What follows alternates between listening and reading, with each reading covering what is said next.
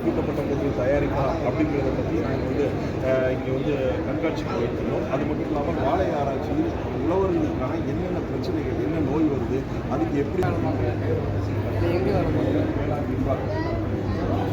தேசிய வாழை ஆராய்ச்சி,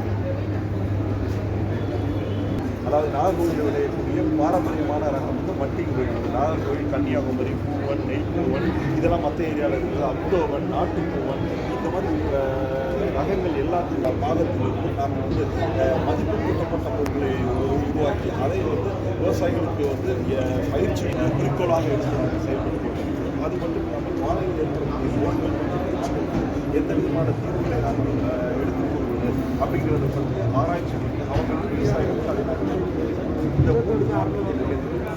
வெட்டா விவசாயிகளுக்கு நாங்கள் எல்லாமே பனானா சென்ட்ரல் கோஸ்டல் பனானா தண்டிலிருந்து எடுக்கக்கூடிய ஜூஸ், அந்த தண்டு நடுப்பொழுதில் இருக்கலாம், நடுவில் உள்ள தண்டு காமராஜ் வாங்க பக்கத்தில் வாங்க இல்லை அது பார்த்துட்டு இது காமி இதெல்லாம் பிரச்சனைகள் இதுக்கெல்லாம் வந்து ஒரு நல்ல தீர்வாக அமையும். கல் சிறுநீரில் வந்து கல் இருந்ததுன்னா வந்து ரிமூவ் பண்ணக்கூடிய ஒரு பிரசித்தி பெற்ற ஒரு பொருள்.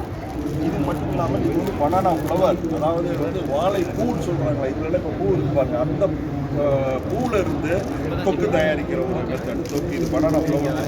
இது வந்து பனானா சோப், பனானாவிலிருந்து சோப்பு தயாரிக்கும். அவ்வளோ சாஃப்டாக இருக்கக்கூடிய ஒரு வகையான சோப்பு. மற்றும் அது மட்டும் இல்லாமல் இது வந்து வாழை தண்டிலிருந்து இருக்கக்கூடிய ஊறுகாய் மற்றும்